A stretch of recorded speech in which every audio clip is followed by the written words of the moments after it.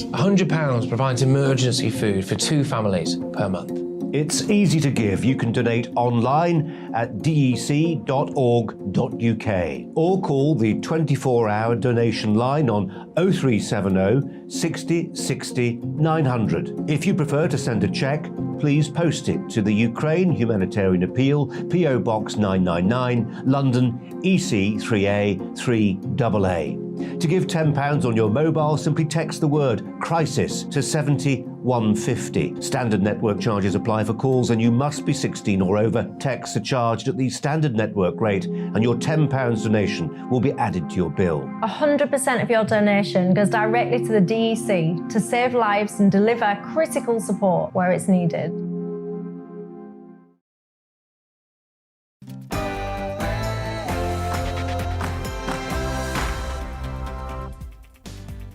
Good evening, welcome along to Neil Oliver Live on GB News TV and on radio. Tonight I'll be asking, why do we still need to wear a mask the moment we cross the border into Scotland? Plus, new divorce laws being introduced next week mean you can split blame-free. So, why would you want to get married in the first place? Plus, we'll reflect on the 40th anniversary of the start of the Falklands conflict. All of that and more coming up, but first, the latest news headlines.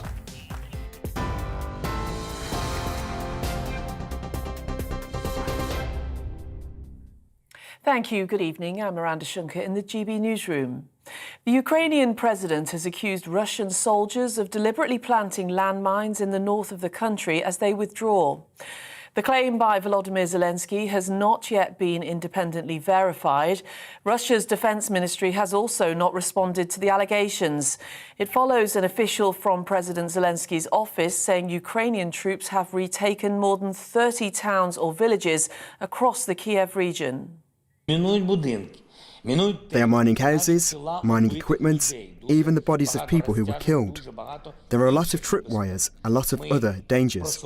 We are moving forward. We are moving carefully, and everyone who returns to this territory must also be very careful.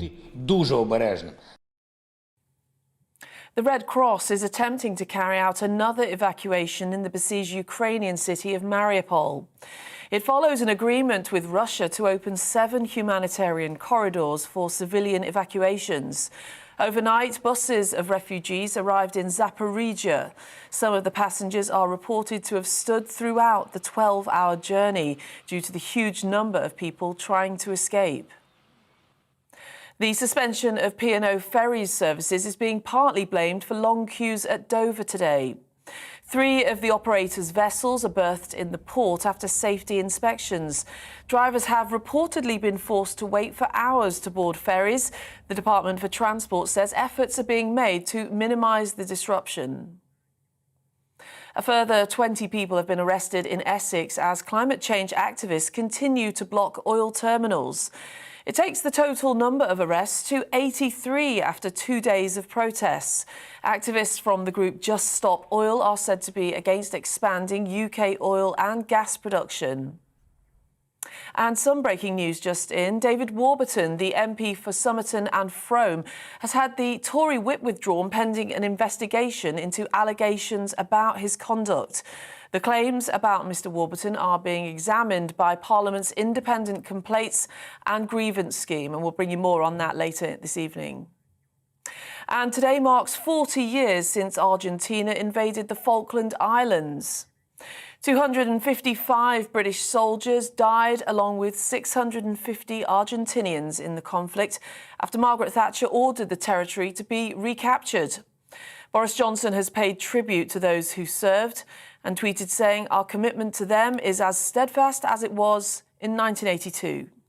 In 1982, I was a student at the Army Staff College at Camberley, and someone came into our syndicate discussion room and said the Argentinians have invaded the Falklands. And we all said to each other, where are the Falklands? So we sent someone off to the library to get an atlas, because I'm afraid there was a view. They were off Scotland. But of course, as we all realised, it was 8,000 miles down there in the South Atlantic. And that kicked off that day, that extraordinary adventure, which sadly led to the loss of 255 British servicemen. Well, on TV, online and DAB plus radio, this is GB News. Now it's back to Neil Oliver Live.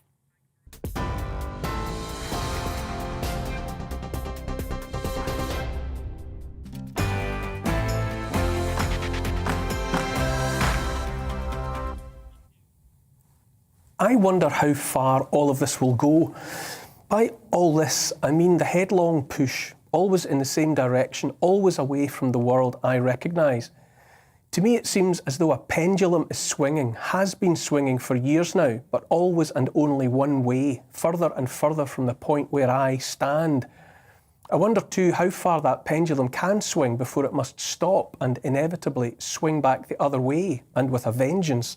Every action, after all, has an equal and opposite reaction.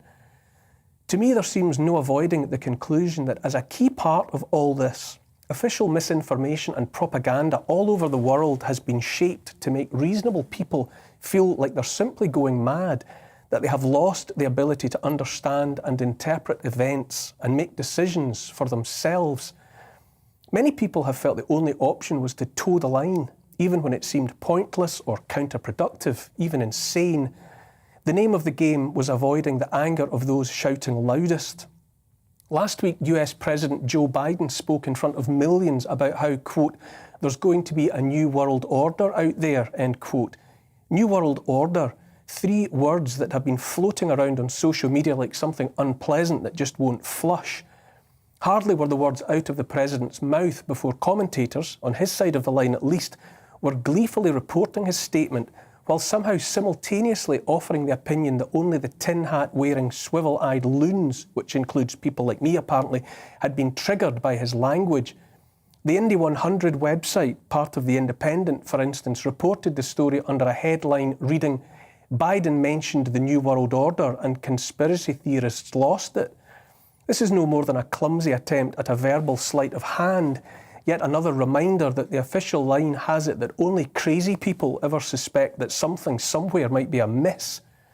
In a speech delivered to the Australian National University in Canberra, Sir Jeremy Fleming, director of GCHQ, told his audience that the pandemic, followed by war in Ukraine, added up to, quote, a period of generational upheaval, close quote. Both Biden and Sir Jeremy, to take just 2 prominent spokesmen speaking at the same moment in history, seeking to normalise the thought that every few generations the world must change, whether we want it to or not, as though the world has always changed every 2 or 3 generations, which it hasn't. New world order, generational upheaval, always the pendulum swinging one way and one way only. Forget how things used to be. That's over now. Get ready for change, for something new, whether you want it or not. What's a person? A person bedevilled anyway by cost of living crisis, the dogged pursuit of net zero, a reawakened fear of nuclear war, and still coming to terms with the will they won't they uncertainty of COVID rules, left smouldering like embers that might reignite at any moment, to make of such unsettling prophesying. More verbal gymnastics followed when Mr. Biden said recently that Mr. Putin should no longer be in power in Russia. The president had told his audience in Poland that Putin, quote, cannot remain in power. But yet more verbal contortions somehow enabled the White House to say that regime change in Russia was not US government policy. How can both statements be true at the same time? How can this inside-out, upside-down line of thinking do anything but leave the average reasonable person feeling they simply do not have a clue about what's going on anymore? I say the average reasonable person, which is how I still understand myself, even after all this time of madness. But clearly those on the other side of the debate from me, that viciously polarised debate, now regard me and millions of other reasonable people as wild-eyed extremists politically to the right of Attila the Hun. And yet I look on at the la-la land of Hollywood, at actor Will Smith slapping comedian Chris Rock at the Oscars and then getting a standing ovation for winning the statuette for Best Actor. What does a reasonable person, or even a wild-eyed extremist, even begin to do with such a sequence of events compressed into such a short space of time? If I hit someone at a work event, I might expect to be fired rather than given a standing ovation and the award for Employee of the Year. But that's showbiz, apparently. The Oscars have been growing increasingly unbearable for years, of course. Watching millionaires in receipt of goodie bags worth more than what 99% of the world's population earns in a year, while speechifying and shedding crocodile tears about the plight of the poor and the oppressed, had long required a muscular suspension of disbelief. But now, surely the pretence of the Oscars as moral spokesman for the world is finally over and forever. The bubble well and truly burst. I can't look at it anymore. not after metaphorically watching A-listers on the toilet all these years. Everywhere you look, there's more to confuse and disorientate. Talk of white privilege, men and women's sports, big tech censorship. Last week, Florida passed a bill to prevent the sexualisation of children up to the age of 7 or so. A large majority of Floridians, both Republican and Democrat, agreed it was common sense that children so young should not receive instruction in the classroom about sexual orientation or gender identity. You might think third graders and younger would do best to get to grips with the cat sat on the mat in preparation for later learning what a pronoun actually is, maybe in the context of an English lesson, before being invited to pick pronouns to describe their own understanding of their genders. Over in the Magic Kingdom in California, Disney joined those taking strenuous exception to the Florida bill and pushing a blatant lie that it was about stopping teachers saying the word gay. All at once, the bill was, according to Disney and other showbiz types, about don't say gay. In fact, there was no use of the word gay anywhere in the bill. And in polling, the majority of people of all stripes agreed with it. But that didn't stop Disney and others insisting that word was being banned in Florida schools and kindergartens. At the same time, Disney announced it had done away with any and all references to ladies and gentlemen, boys and girls at any of its theme parks. Never again, presumably, will a little girl be welcomed as a princess, as had previously been a commonplace. How much money Disney had made selling princess dresses to uncounted millions of little children hardly bears thinking about. No more, we might assume. Many parents have known a child insist on dressing as a princess one week and Superman the next. Most of those parents have understood those steps not as permanent life choices, but as the multicoloured stages of being a child growing up. To be frank, I have never understood the pressure about pronouns either. I was brought up never to refer to anyone actually in the room with me via a pronoun. To point to someone and call them she, referring to that person in the third person singular while that person was actually standing in front of me, was to invite from a grown-up the withering put-down, who's she, the cat's mother? The use of she, her, he, him in regard to a person who was right there was simply rude, regardless of any other consideration. Good manners dictated that each person in the room was to be addressed and referred to by their name. If you experienced the small agony of forgetting the name of someone you'd been introduced to, too bad. You just had to apologise for the lapse and ask them to say their name a second time. Third-person pronouns were for the mention of someone who was elsewhere, absent from the scene. In my world, there should be no need for those pronouns while actually with a person. And so what sort of self-obsessed narcissist tries to dictate how others talk about them when they're not even there? And always woven through the confusing madness like dry rot is the sinister obsession with children and also with the family. In my homeland of Scotland, Nicola Sturgeon's Scottish Government has already seen to it that children as young as 4 can pick a different gender while in school without the need for their parents to know anything about it. Previously, the Scottish Government pursued a so-called named persons bill that would have seen a state-sponsored stranger slipped between every child and parent in the land. That named person would have been able to establish a relationship with the child, have conversation with the child about anything and everything under the sun, again without the need for parents to be informed. The Daily Mail had a story last week about a London-based psychologist reporting a sharp rise in the number of people calling his clinic to report symptoms of what he has called Doomsday Anxiety, which he describes as the fear of the end of the world or life as we know it. I know that feeling, and I'm not surprised in the least that more and more people are burdened by hopeless, doom-laden thoughts. After all, the incessant pushing of the pendulum has left more and more people no other choice but to fear the worst. What interests me more and more, though, as I said at the top, is how much further away from me, and millions like me, the pendulum must swing. How much further can it swing? How much further away must we watch the pendulum pushed away from everything so many of us know to be common sense, decent, honourable and true? How much more will we watch them do to marginalise and then break up the family?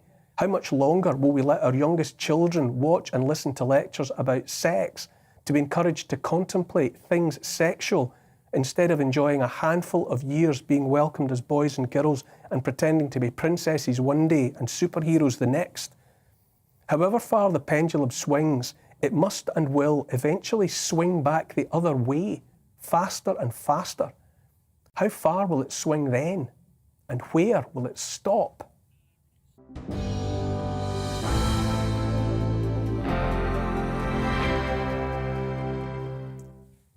Now, as I always say, all of that is my opinion, of course, but we like to hear from everyone on this show. So please do get in touch. Tell us what you think on GB Views at gbnews.uk.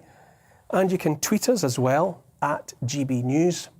I will read out some of your comments a little later in the show. It's time now to introduce my panel.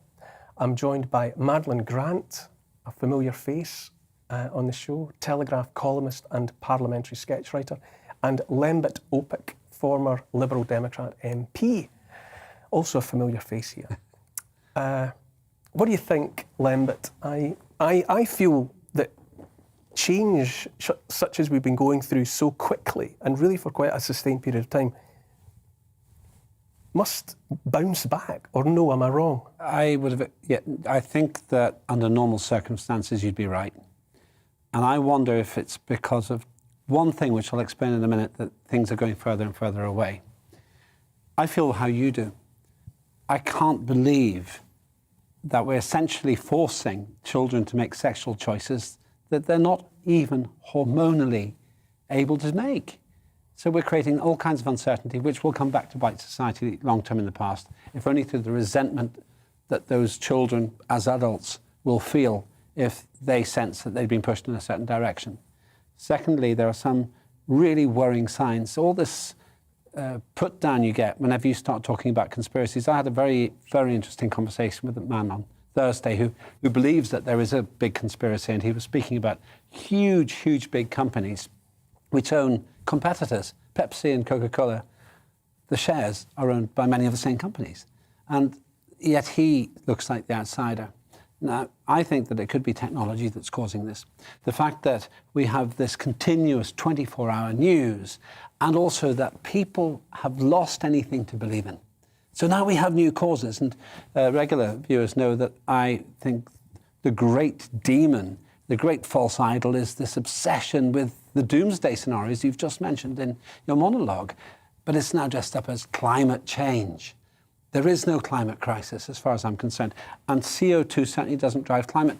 But then I put myself out there as a pariah, because I'm not going with the zeitgeist. So how far can it swing? It's still swinging. But there are two groups that won't cooperate. One is the climate itself, because it's not going to go wrong, and I'll come back and apologise in 10 years' time if anything weird has happened. Maybe it'll get colder, but that's different. And secondly, the general public. When they begin to realise they can't heat their houses, or they feed their children, or their children come back with crazy thoughts, eventually the public will say enough. And I've just got to believe that the critical mass comes from the public, who will eventually vote out woke politicians, and then there'll be a scramble for politicians who say, oh, we never believed that in the first place. Madeline, obviously there are many people, scientists among them, who do believe in climate change, and there are many people who feel that, you know, all of the things that are being, I would say, pushed at the moment are appropriate. Do you feel that we're being pushed, like I do, too far, too fast? Do you think that a kickback, a pushback is inevitable, or will there just be a continual drift into something new, as predicted? Well, if we're talking about, let's say, net zero, I think that decision happened extremely quickly. It was essentially in the dying days of Theresa May's premiership. She was trying to secure her legacy, which had mostly been a time of, you know, not a very long time in charge of the country, and a great deal of, losing her majority, being disowned by many of her own party. And I think she wanted her legacy to be something that was not about, you know, making a real fudge of Brexit. So in comes the net zero pledge, which is just whizzed through. I don't think they had a vote on it. There was no real debate about it. It was just buzzed through Parliament on one afternoon. There's an incredibly far-reaching, enormous societal change that cannot help but have a massive material impact on, well, all people, but especially the poorest. And there was no debate about that, no democratic buy-in whatsoever. I think that has happened very, very quickly, and it's only now that we're beginning to understand the implications of what that's likely to cost. It seems to be everything. It feels like the penny waterfall in the old-time arcade. You know, the coins build up, and if you feel as if there's pressure at your back all the time, that you're being pushed towards, a tipping point. Is that? It's not just one thing. It's net zero is part of it. Climate change is another part of it. Yeah. Gender and all. It just feels like one thing after another. I feel pushed, or is that just a psychological lapse on my part? No, I don't think so. I think, as Lembit said, the 24-hour news cycle, the need for always some new outrage to be buzzed through. I think actually a big part of it has to do with the attitude that many of those pushing for these policies take, which is they're often very kind of ahistorical. And I think if you pay attention to history, then you might have a second thought before you just you take up, for example, a decision about whether how careful we need to be when it comes to something like changing a child's gender, setting them on that path. You might say, we're in very uncharted territory here, let's have a moment to be prudent and sensible. But instead, these year zero people just go, everything must be buzzed through as quickly as possible, and no debate is tolerated, and those who express dissent are often smeared and branded as, lunatics or heretics. I'm well aware of the fact that what I said tonight, that there are many people, who push the other way from the direction in which I would seek to push. And I'm well aware of the fact that that's simply my opinion, and that other opinions are out there. But a lot of my anxiety, and I mean anxiety, comes down to as you mentioned, the catastrophizing and the doomsday. And I feel it's got to be unhelpful to a population to have that hung over them. We used to say all the time that we hoped that it used to be the thing that you would say that you wanted your children, to live a happier, better, more comfortable life than you had done or their grandparents had done. But even offering them anything remotely like we have had seems like an unattainable dream. I think both of you are right. And to me, the issue isn't that some people hold a contrary view to me. If someone can evidence the fact that CO2 drives climate, let them sit on this sofa and say so. The problem is, apropos what you just said, you're not allowed to dissent. You're actually cancelled. That's the phrase that we would use. So I'm worried that my child's going to come home and say, oh, you're wrecking the climate. Well, actually, I want to talk to you about that, Angelina. I'm worried about the fact that if you challenge gender identity, J.K. Rowling going into trouble with that, suddenly you're the villain. You're not allowed to dissent. Now, that's the thing that worries me the most. The other thing I notice is the catastrophists, particularly, we've been here before. We had the witch hunts. Many of the people who believed in the witch hunts actually were studied in Harvard. And then right back with that, the Incas, we've had catastrophists, doom mongers saying you have to be saved because the world's about to end, and we're back here again. And many of the same catastrophists are telling us that we're heating up the climate, we're telling us we're heading to an ice age because of human beings. I feel, Madeleine, that there's no appetite either for defending, as used to be traditional, the opposing point of view. For example, I used to read a lot of comments that J.K. Rowling made about all sorts of politics. I knew that I didn't agree with her about most things. She was a voice from the other side of most debates, as far as I was concerned. But when when she was being attacked in that way about the trans issue, I felt an instinctive need to defend her. And I have spoken and I have written in defence, even though I know that on almost everything, I think politically I wouldn't agree. But a lot of that seems to have gone out the window. That people, they're either in your camp and you can defend them, or if they're on the other side, they're outcasts. Yeah, it's absolutely thus. And I think it goes back to the way that you have to sort of make an example of them. You have to make a villain of them in order to make your case fully. But part of that means basically smearing them as a bad person through and through. So J.K. Rowling, regardless of your politics, has throughout her career done so much for charitable causes and things. She's such a commendable person in all these ways. You don't have to agree with her on everything or her politics. Who cares about that? It's as if we can't be friends with people or admire people whose politics we disagree with. But because they've decided that they have to smear J.K. Rowling and make an example of her, she must have no redeeming qualities whatsoever. She must be someone who hates women, even though she campaigns for the victims of domestic violence and raises money for all these brilliant causes. It's cast out into outer darkness. Absolutely. And forever. Yes. Coming up to a break now, after which, why has Scotland's First Minister ruled that face mask wearing must continue in my homeland? Looking ahead to tomorrow's weather, and the UK is looking cold with a widespread frost for many. However, it will be a bright start. Let's take a look at the details. Starting in the southwest of England, and it'll be a cold start, especially in the east with a frost for many inland areas. It will be a dry and bright start. Sunday will also start cold across the southeast of England, with many places near or below freezing. However, it will also be dry and bright. South Wales will start cold and frosty, but with some mist, fog and freezing fog too. Fog most likely around the Bristol Channel and valleys. Patchy mist and fog is also likely in the northwest, where it will be a cold and frosty start for all, but it will be dry with plenty of sunshine on offer. The northeast of England will also start Sunday cold with a frost for many. It will be dry with sunny spells here, but some patchy mist and fog is also likely for some. Southern Scotland will start Sunday morning dry with plenty of sunshine, but it will be cold and frosty here too. Clouds will gradually increase from the north during the morning. Thickening cloud will also gradually edge across Northern Ireland through the morning on Sunday, but it will start off dry and sunny, but also cold with a widespread frost. It'll remain dry with sunny spells for many, but cloud and some rain will edge into northern Scotland and Northern Ireland.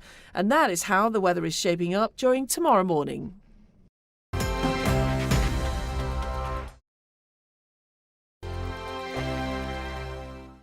Europe is in the grip of the most devastating humanitarian crisis since World War II. The people of Ukraine are facing unimaginable suffering as their homes are destroyed and their loved ones are killed. Millions of people are being forced to flee for their lives, carrying only their children, their pets, and the clothes on their back. The pain, loss and destruction grows by the day. The people of Ukraine urgently need our help. Already a vast humanitarian operation is underway. Britain's Disasters Emergency Committee, or DEC, brings together 15 leading aid charities to respond to overseas disasters quickly and efficiently. These charities include the British Red Cross, CARE, Oxfam, Save the Children and World Vision. Their teams are working on the ground in Ukraine and neighbouring countries to bring vital aid to those who need it most. If you can spare it, your gift to the DEC's humanitarian appeal will go a really long way. £10 provides essential hygiene supplies for a person for a month. £50 provides blankets for 4 families. £100 provides emergency food for 2 families per month. It's easy to give. You can donate online at dec.org.uk or call the 24-hour donation line on 0370 60 60 900. If you prefer to send a cheque, please post it to the Ukraine Humanitarian Appeal, PO Box 999, London, EC 3A 3AA. To give £10 on your mobile, simply text the word crisis to 70150. Standard network charges apply for calls and you must be 16 or over. Texts are charged at the standard network rate and your £10 donation will be added to your bill. 100% of your donation goes directly to the DEC to save lives and deliver critical support where it's needed.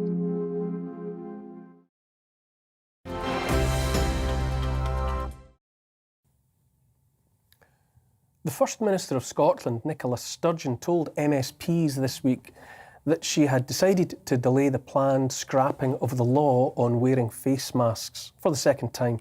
This means that people in Scotland will still be required to wear face coverings until April the 18th.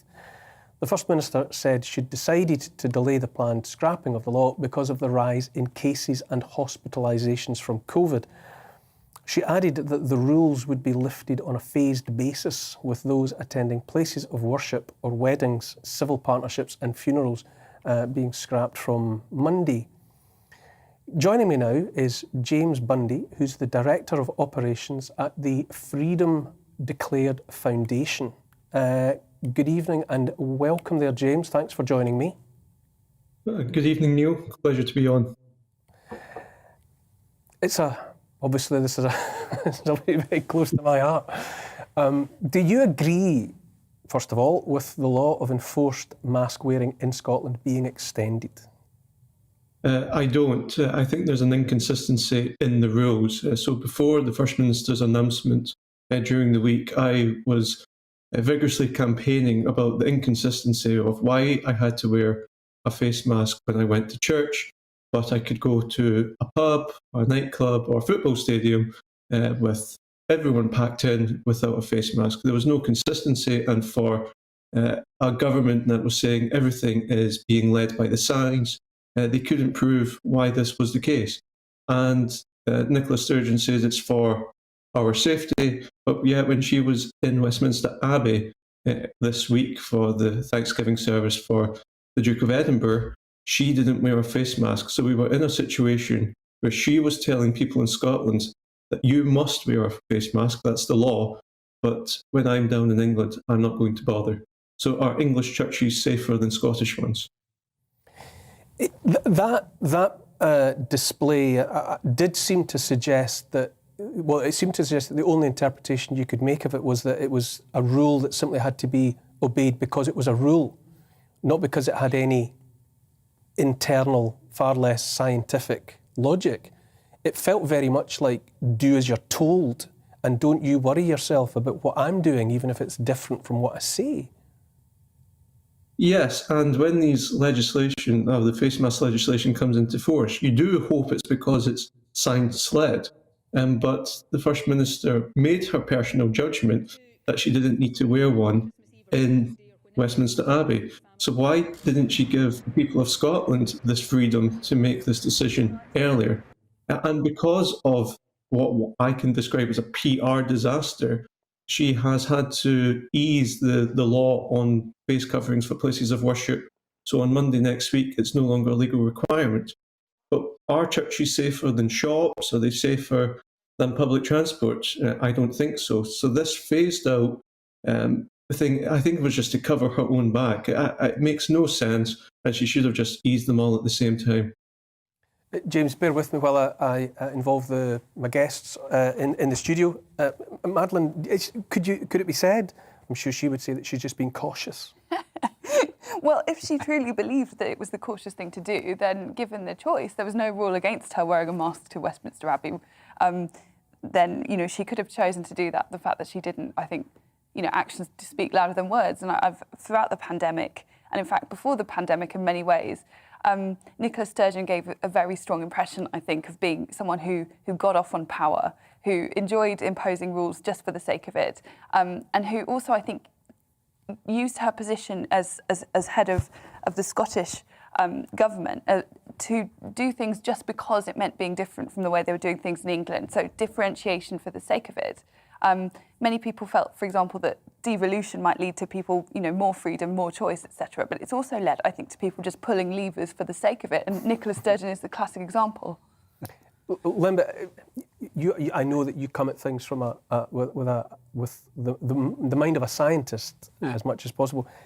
I look on at what's happening in Scotland. I think Scottish people have been required to wear masks as much, if not more, than any of the other nations of the United Kingdom, and yet we have a higher incidence of cases and hospitalisations now. Yeah. How is it possible to look at those facts and say, well, we should continue to wear masks then, when the other countries that have worn masks less and aren't wearing them now at all have the lower cases? The science.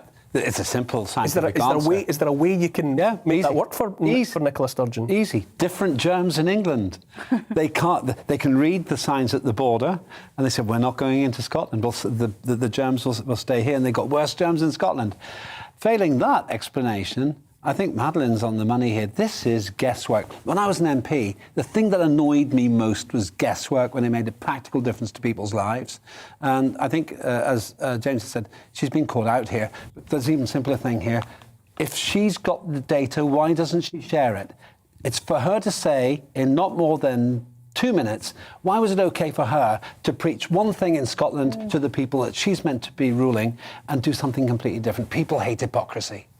James, you're hearing the feelings. We've lost James at the moment. I can't go back to James. Why would to me, one thing you can say about Nicola Sturgeon is that she's a competent politician, that she's good at playing the game. Is this a misstep in front of 60 million people? Has she finally done something that is indefensibly stupid? Not the first, sorry. Oh, no, Lambert, you go. I was only going to say it's not the first time. I was appalled by the palaver about Alex Salmon. We don't need to rehearse the whole story again, but I felt that her mentor was hung out to dry by her.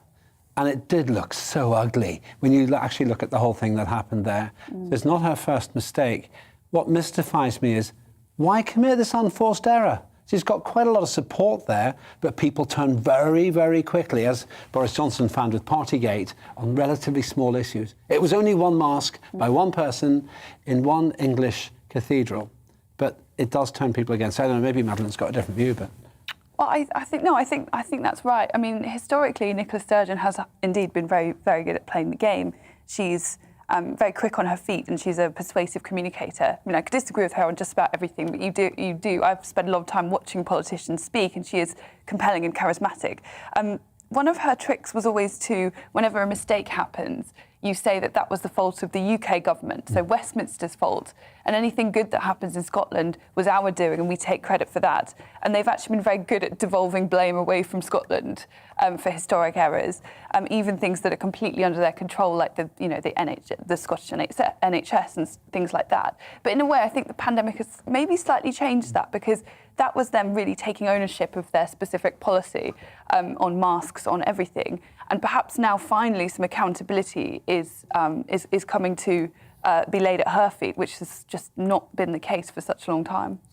In seeking to give the First Minister the benefit of the doubt, I would have said you could say that you're being cautious. You can always say you're being cautious. I mean, you can justify a lot of things by being, the precautionary principle. But she ought to have worn a mask in Westminster to make that to give her the credibility that she was being cautious. How can I struggle to see how you can say you're being cautious and then throw caution to the wind in front of TV cameras when you're in an English church? Open and shut case. She's completely hold her credibility under the waterline on this matter. She won't sink, but she's shipping water on this basis.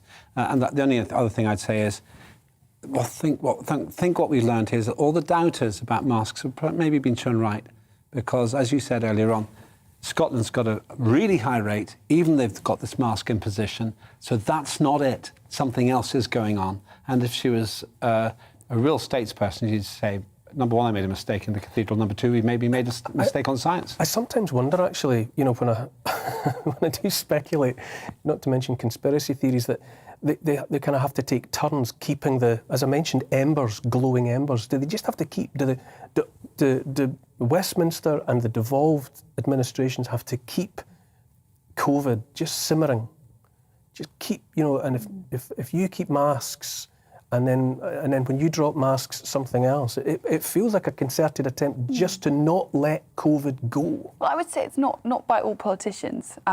The UK government, for all of its faults, I do feel that they're trying to move beyond it, and some of the legislation has been left to die and has not been renewed. And there's very specific ways in which it's very different. I think in Nicola Sturgeon's case, part of the reason that she's wanted this to continue is because it gives her an opportunity to differentiate herself to England and to say, we're the careful ones. You guys are being throwing caution to the wind and all of that stuff. But what you cannot do is set a very vicious culture war going on the issue of masks, keep that going for 2 years, and then break it yourself. That's the thing. But in a way, it's kind of pleasing. It's like, that quote, was it the revolution, like Saturn, devours its own. I feel that she's stirred up a very hostile and frenetic environment in Scotland, and they're not going to take very kindly to this. James, I think you're back with us. In the interest of balance, do you think, and give the devil its due and all the rest, is there a way in which we can interpret the First Minister's latest actions as caution based on science? Is there a scientific interpretation out there that would say, yes, continuing to wear masks is for the good of the Scottish people? No, the cases are higher than the rest of the United Kingdom, as already been said by the panel. But also, again, it's the distinction between places of worship, pubs, nightclubs, football stadiums, compared to shops and public transport. Unless the First Minister can prove the evidence that COVID spreads in these areas, then it's just holding on to power for power's sake.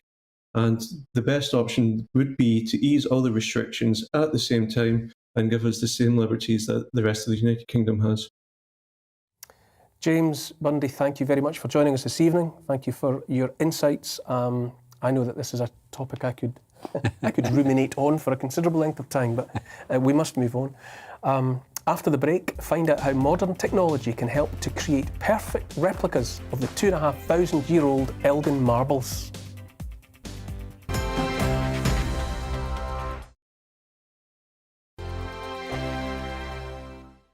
Europe is in the grip of the most devastating humanitarian crisis since World War II. The people of Ukraine are facing unimaginable suffering as their homes are destroyed and their loved ones are killed. Millions of people are being forced to flee for their lives, carrying only their children, their pets, and the clothes on their back.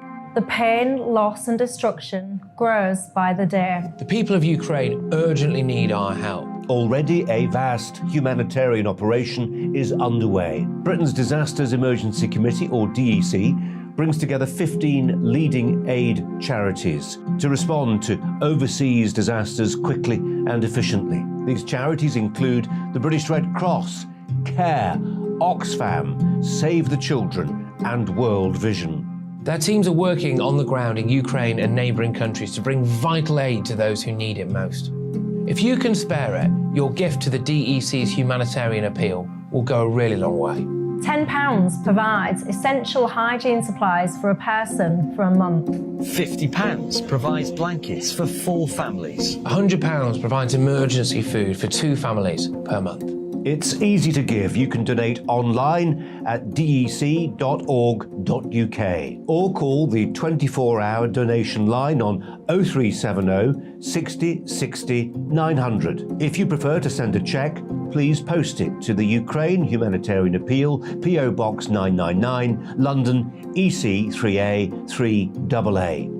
To give £10 on your mobile, simply text the word crisis to 70150. Standard network charges apply for calls and you must be 16 or over. Texts are charged at the standard network rate and your £10 donation will be added to your bill. 100% of your donation goes directly to the DEC to save lives and deliver critical support where it's needed.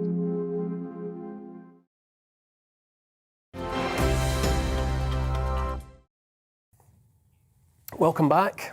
Now, there can be no more controversial exhibit in the world of museums than the Elgin Marbles. Once a crowning glory of the Parthenon on the Acropolis in Athens, they were acquired, let's say, by Lord Elgin in 1801 for the then record price of £75,000. Strapped for cash during divorce from his wife, he sold them in 1816 for £35,000 to the British government, who found them a new home in the British Museum. Since the early 1830s, newly independent Greece began asking for the marbles back and continues so to do. Now a team from Oxford have scanned the marbles and devised a way to have a robot sculptor carve near-perfect replicas, raising the possibility that the originals could be returned to Greece. Joining me now to contemplate this fascinating idea is Roger Michael from the Institute for Digital Archaeology at Oxford University. Roger, this is amazing. I thought this was an April Fool. The very idea that we were at the point where a robot could replicate the Elgin Marbles. Yeah, these robot carvers are absolutely extraordinary, and they work in the most beautiful place in the world. They're in the same Carrara quarry where Michelangelo and Da Vinci got their stone. And they can carve with whatever degree of resolution, whatever degree of delicacy we want to build into the software that drives them. Because we are, after all, dealing with a work by Phileas, who sculpted one of the ancient wonders of the world, the statue of Zeus. I would have liked to get to the end of my days believing that there was something about that work of creation that was beyond machines, but no. Well, one of the great appeals for me of this project is it'll be a way of honoring Phidias's talent, because the marbles, as they're being seen in the British Museum currently, bear absolutely no relation to the amazing works of art that came out of his studio. couple of thousand years ago. Most of the surface texture is gone. About 25% of the physical material is gone. Arms are gone, legs are gone, noses. But most important, all of the paint is gone. All of the color is gone. And these were brightly painted objects. And so the aesthetics of antiquity are vastly different than they're being portrayed in the museum. So they would have been coloured in? Absolutely. Brightly coloured. This idea of... Why would you go to the trouble of having Carrara marble, which is so lauded, and then paint it? Well, so this marble actually comes from a mountain not too far from Athens. What's interesting about the marble that they used is the surface texture of the marble. These were not designed to be fine art objects viewed like a Rodin sculpture at eye level. These were building decorations, and so these were serving a different purpose. And the bright colors would have helped pick out the definition of the sculptures themselves. Now, there's a very interesting, quite sort of Mission Impossible element to the way in which you acquired the data, the scans. Talk me through that. Well, look, I mean, the enabling statute for the British Museum is very clear. The trustees have an obligation to make objects available for public inspection. And I will also say the visitor guidelines are quite clear that visitors coming to the British Museum are absolutely entitled to take pictures, including using 3D scanning software. So when the administration of the museum decided, I guess in the wake of all the publicity around our project, that perhaps this wasn't the kind of thing that they necessarily wanted to cooperate with, we took it into our own hands and in strict compliance with the regulations went into the museum and did the scans ourselves and under the watchful eye of their security staff, whom we conversed with and had a very pleasant interaction with. So there was no real skullduggery here. But so it wasn't cloak and dagger as such. You were it was cloak but no dagger. Right. Does the Greek government, are they aware of the potential that I alluded to, that if it was possible to have perfect replicas, that the originals, well, a new conversation might be had? Are they aware? Very much aware of it. And when we made the initial announcement on January 28th, I was side by side with Ambassador Raptakis at Keats House, not too far from here. And we met subsequently with the ambassador and his staff to talk about the Greek government's position on this. It's covered almost daily in the Greek press. There's incredible enthusiasm for this idea. I mean, you have to understand that the idea of making copies, this has been done before. There are plaster casts in the British Museum, there are plaster casts in the Acropolis Museum. But what we're talking about is making identical duplicates of these objects that will give you exactly the same visual experience as the marbles currently give you in the museum. But they also hold open this possibility that the originals don't, of having the surface reconstructed to their original state. I mean, look, a few years ago, a Rembrandt got slashed. They didn't show it in that state. They took it into conservation, repainted the thing, and 2 years later, there it is, looking as it did before it got slashed. There's something to be said for honoring the intention of the creator, and we're going to do that. What do you think, Madeline? What's your reaction to the wider potential of what we're discussing here? I just think it's absolutely amazing. And I think, what else could we do this with? For example, looking at the destruction that was caused by groups like ISIS in Syria, when they blew up the Temple of Bel in Palmyra. I mean, the potential of this is just extraordinary, to be able to recreate in perfect detail so much of what we've lost, and perhaps, as Roger said, to not just recreate it as we found it, but potentially to recreate it as it would have been seen at the time. Because one of my best friends did archaeology and anthropology, and he's ever telling me that you have to imagine marble statues painted and so on, but I can't even begin to imagine it. In my head, everyone lives in a world where it's the Venus de Milo with the arms missing, So the idea of being able to see things as they actually would have been is really compelling. Well, five years ago, Boris Johnson and I stood on Trafalgar Square and unveiled our reconstruction, 30,000 pounds of marble of the Palmyra Arch. And then we took that arch all around the world. We went to the G7 with it. We went to the United Nations with it. We put it on the steps of the U.S. Capitol at the invitation of the U.S. Congress. They appropriated millions and millions of dollars for Syrian heritage reconstruction. So, these objects do have real potential to capture the public imagination and become monuments in their own right. Limba, what do you think about the wider topic of the collections that were amassed by the British Museum and museums all over the world? And there are always calls, and have been for a long time, about things being repatriated.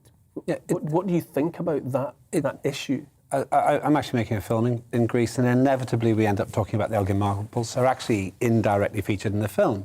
And there's no doubt that the overwhelming majority of Greek people want the marbles back, even if they haven't seen them or they don't feel strongly about it. A couple of problems, though. One is they were bought. And there's no doubt that they were bought. It might have been a bit of a dodgy deal, but they were bought. I don't know if the guy kept the receipt, but as you said, it was £75,000, a lot of money for them at the time. There's a bigger thing that concerns me. To me, what Roger can do, this amazing technical thing, really only makes sense if you do honour the original creativity of the artist, which doesn't come from the computer. It comes from his hand. But it's only done best if you go back to the original quality. And then we get to a bigger issue. I'm clearing my mum's house. She passed away last year. What do we keep? What do we throw away? Because if we just keep storing everything for the next 10,000 years, there won't be space for anything new. I think that's going to be the moral dilemma when we can photograph everything on our phones and we don't live in the present. Does it undermine the I don't know, that philosophically, just thinking about, you know, Phidias, and I don't know that we could do Michelangelo's David, presumably the same. Does it detract? It's many people away go from the to human. The Piazza della Signoria in Florence, and they see that enormous David that's outside, and they think they've seen David because that's a copy. The real one's inside, and they have the experience of seeing that David. Is that made this in the same way? It was made using, I cannot speak to exactly how it was made. I believe it was made using photogrammetry, but I'm not 100% sure. It may be artisanal. But the bottom line is, folks believe that is many folks go there, they don't read the little sign, it's in Italian, and they believe they've seen David, and they have that emotional experience. So, I mean, what I would say is that, you know, a couple of things about reconstructions. Look, I love the idea of being present with the object that was a witness to history. You standing next to that stone that watched, you know, the army's return from Rome, and it was there, it was physically present. But that could be accomplished in the context of the British Museum with a couple of metapieces that are on display, a couple of originals, and then lots of reconstructions that show this art as it was meant to be seen, as Phidias created it. And apart from the obligation we have to the creator here, as I'm sure you know, that this idea of whitewashed sculptures, of white skin on these sculptures, it's been turned into, you know, pernicious cultural memes for a century by ultranationalist organizations who have taken advantage of that happenstance of acid rain and everything else to create this vision of antiquity which just doesn't reflect reality, and we'd also be addressing that at the same time. It's a fantastic merging of technology and philosophical considerations. It's a wonderful story that I feel it opens a whole new era, a whole new Can I ask a realm. How much do we protect? And if we don't annihilate ourselves, which is possible, do we just keep turning the world into a museum for 10,000, 15,000 years? Because eventually we're going to have to throw stuff away. Well, it's a really great point, and as I've said to lots of folks recently, I think the days are now numbered when people are going to be willing to go to these big stone buildings and look at old stuff sitting around on the floor, decontextualized. I think folks now that spend much of their time living in a virtual world are going to want to see virtuality represented in some of these museum settings, because you can do amazing things, and you can travel to Athens with VR goggles. You can see these things in context. You can go back in time.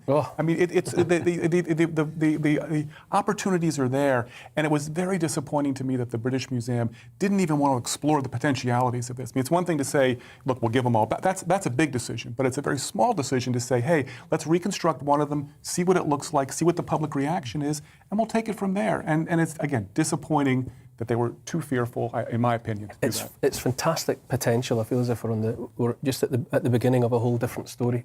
Roger, Michael, thank you so much for coming in and sharing that with us this evening. After the break, we'll be meeting this week's Great Britain. Looking ahead to tomorrow's weather, and the UK is looking cold with a widespread frost for many. However, it will be a bright start. Let's take a look at the details. Starting in the southwest of England, and it'll be a cold start, especially in the east, with a frost for many inland areas. It will be a dry and bright start. Sunday will also start cold across the southeast of England, with many places near or below freezing. However, it will also be dry and bright. South Wales will start cold and frosty, but with some mist, fog and freezing fog too. Fog most likely around the Bristol Channel and valleys. Patchy mist and fog is also likely in the northwest, where it will be a cold and frosty start for all, but it will be dry with plenty of sunshine on offer. The northeast of England will also start Sunday cold with a frost for many.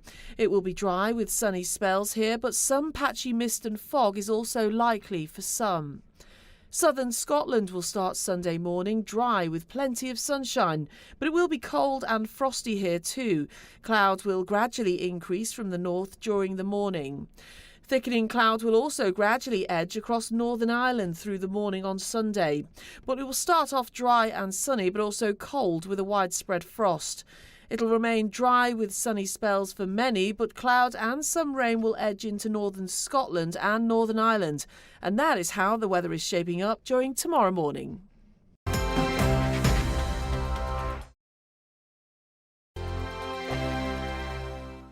Europe is in the grip of the most devastating humanitarian crisis since World War II. The people of Ukraine are facing unimaginable suffering as their homes are destroyed and their loved ones are killed.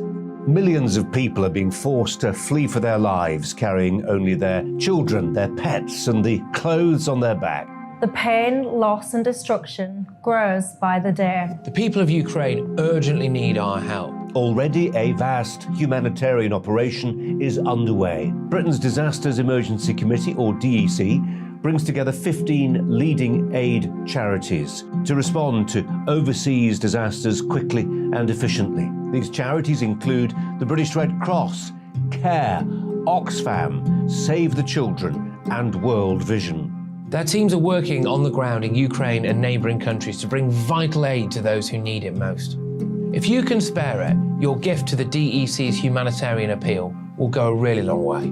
£10 provides essential hygiene supplies for a person for a month. £50 provides blankets for 4 families. £100 provides emergency food for 2 families per month.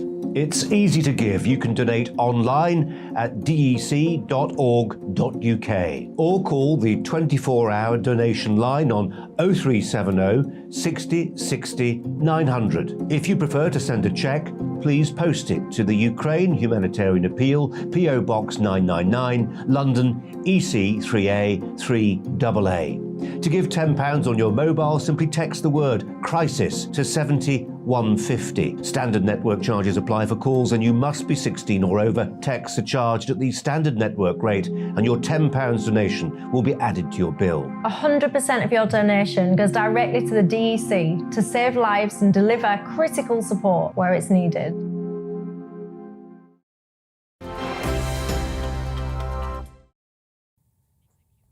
Welcome back. Each week on the show we meet a Great Britain, someone who has done something wonderful, inspiring or big-hearted for somebody else. It's so often people who've turned personal tragedy into something meaningful and uplifting for others around them, even in the heart of darkness. Tonight we meet Juliet Bremer, who has won a British Citizens Award for her anti-knife crime campaigns, amongst other things. And I'm delighted to say that Juliet joins me now. Hello, Juliet. How are you? Wonderful, thank you. Wonderful. This is I love this part in my show every week where, in amongst everything else that's going on in the world, I just get to spend a few moments with someone who's made that world a better place by being in it. So thank you for bringing us your contribution. Simply, how did you become involved in campaigning against the carrying of knives and the rest? I'm actually a teacher. Well, I was a teacher. And I was a teacher for 20 years until I retired recently. And I was given the job as head of citizenship. And part of citizenship is where you get the children to do active campaigns within their community. And my school was based in Tottenham. And at that time, there was a lot of gun and knife crime around. And we had to, I felt that the children had to deal with it head on. So it wasn't me, fighting the community against gun and knife crime. It was gearing the children up to work towards eradicating or making a stand against gun and knife crime. So we marched, we held conferences, we protested, we did loads of things, and it empowered them, and it was great. Are you making headway? Because judging by headlines that we see, every week, sometimes it feels like every day, it feels that knife crime is just endemic. But obviously, you find it inspiration, and you must be persuading others that we can get beyond the point we're at the moment, where it's so prevalent. Absolutely. And I think that it starts with working with the children, getting them to speak and see people who have been affected by knife crime. So there's a story about a guy called Dr. Mark Prince, whose son was killed outside his school. He was 15, he was a footballer, he was in the QPR youth team, and the children met him, spoke to him, and when they hear it firsthand and see how it affects a community firsthand, there's nothing that they can do apart from, take part in helping to educate others and, know what they should do if they come in, involved in a situation. I mean, we're in the inner city, they go to school, their phones are robbed, their friends carry knives to protect themselves. They think that knives are a defensive weapon when it's actually an offensive weapon. So, it's important to educate them while they're young so that they can make those right decisions when they come face to face with any kind of issues. And you also, as well as tackling such a heartbreaking, horrifying problem that's at the heart of so many cities, you also do so much more. You help children become authors. Tell me about that. Yeah. How do you set them on that road? So I like to see the good in children, and there's so much good. When you're a teacher, you can see the potential, and there's so much negativity around about children. So it started with me having a heart attack and my son not wanting to come home, and he went to child therapy, wrote his thoughts and feelings down, and my daughter said, why don't we put it in a book? And we did, and his first book was Life Without My Mummy. And after that, I realised the confidence, the self-esteem boost that he had, and started to work with other children. And we created, I've done 22 books so far, and I've worked with 49 authors, and it's absolutely amazing. When a child has something to do, when they're positive, when they're excited about something, that's the track they're going to go on. So, yeah, I'm really excited about that. What I particularly love is that you are an embodiment of showing that the pen is mightier than the sword. Absolutely. I love that, actually. Turning kids away from carrying knives to carrying writing implements is so noble. No, it's amazing. And over the pandemic, I used to do workshops in schools and in libraries and community centres. When the pandemic came, I realised there's a thing called Zoom, and I can work with authors all over the world, or children all over the world. So I did a book where the children got an opportunity to interview their grandparents. So we've got legacy stories in this book. And I worked with a child in Zimbabwe, children in Manchester, children in Nottingham, as well as children in London. So that was amazing. And just to see the excitement, the pride when they know that they're actually authors. When I was growing up, authors were bald white men, without being offensive, But these young kids that are from the inner city, I mean, I wrote on my social media, I grew up in a place called Pembury Estate. I was on free school meals in Hackney, and my mum was a Windrush pioneer, and I took her last week to the Palace of Westminster. So dreams can come true. She was so proud. I mean, when I sat there at the British Citizen Awards, I saw so many people doing so many fantastic things. No man is an island. So I've got great people that have worked with me, but it was absolutely amazing to be recognised. Look, I've got my... It's just wonderful. It's just wonderful to hear you talk, Julia. Rather than kids sitting out on a path that has them carry a weapon that could end someone's life, that you're encouraging them to look back at the lives of the past, the lives of their own families, and to bring those lives forward into the present. It's such a transformative idea. I wish I could talk to you for longer, but what's that? No, I was saying that one of the grandparents who was featured in this book actually died 3 days after she was interviewed. But her story lives on through what her granddaughter has written about her. So, yeah, really proud. Thank you. It's perfect. Such a rounded story. It's such a perfect story. Juliet, thank you so much for being with us and for uplifting my spirits, and along with so many others, I'm sure. You're watching Neil Oliver Live. I'm here until 9 o'clock. This is GB News on TV, online and on digital radio.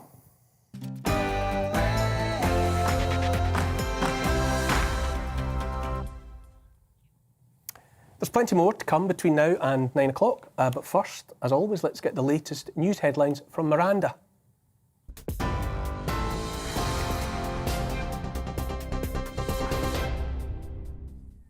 Thank you. Good evening. The top stories from the GB newsroom. The Ukrainian president has accused Russian soldiers of deliberately planting landmines in the north of the country as they withdraw. The claim by Volodymyr Zelensky has not yet been independently verified. Russia's defence ministry has also not responded to the allegations. It follows an official from President Zelensky's office saying Ukrainian troops have retaken more than 30 towns or villages across the Kiev region. They are mining houses, mining equipment, even the bodies of people who were killed. There are a lot of tripwires, a lot of other dangers. We are moving forward, we are moving carefully, and everyone who returns to this territory must also be very careful. Well, the Red Cross is attempting to carry out another evacuation in the besieged Ukrainian city of Mariupol. It follows an agreement with Russia to open 7 humanitarian corridors for civilian evacuations. Overnight, buses of refugees arrived in Zaporizhia. Some of the passengers are reported to have stood throughout the 12-hour journey due to the huge number of people trying to escape. Some breaking news in the last hour, and David Warburton, the MP for Somerton and Frome, has had the Tory whip withdrawn. That's amid an investigation into allegations about his conduct. The claims about Mr Warburton are being examined by Parliament's Independent Complaints and Grievance Scheme. He's reported to deny any wrongdoing. The suspension of P&O ferry services is being partly blamed for long queues at Dover today. 3 of the operator's vessels are berthed in the port after safety inspections. Drivers have reportedly been forced to wait for hours to board ferries. The Department for Transport says efforts are being made to minimise the disruption. A further 20 people have been arrested in Essex as climate change activists continue to block oil terminals. It takes the total number of arrests to 83 after 2 days of protests. Activists from the group Just Stop Oil are said to be against expanding UK oil and gas production. And today marks 40 years since Argentina invaded the Falkland Islands. 255 British soldiers died along with 650 Argentinians in the conflict after Margaret Thatcher ordered the territory to be recaptured. Boris Johnson has paid tribute to those who served and tweeted saying, "Our commitment to them is as steadfast as it was in 1982. In 1982, I was a student at the Army Staff College at Camberley, and someone came into our syndicate discussion room and said the Argentinians have invaded the Falklands. And we all said to each other, where are the Falklands? So we sent someone off to the library to get an atlas, because I'm afraid there was a view. They were off Scotland. But of course, as we all realised, it was 8,000 miles down there in the South Atlantic. And that kicked off that day, that extraordinary adventure, which sadly led to the loss of 255 British servicemen. Well, on TV, online and DAB Plus radio, this is GB News. Now it's back to Neil Oliver Live.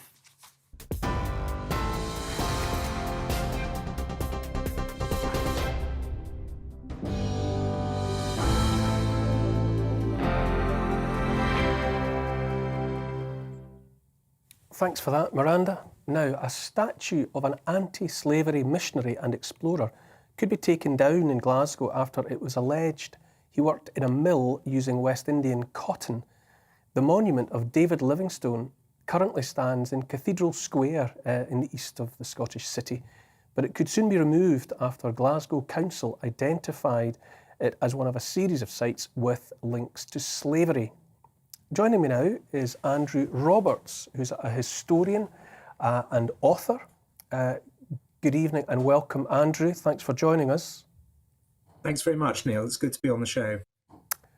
Delighted to have you. Tell us first of all, for the audience, about David Livingstone and how he, of all people, given his status in Scottish history, has found himself embroiled after all these years in the anti-slavery invective.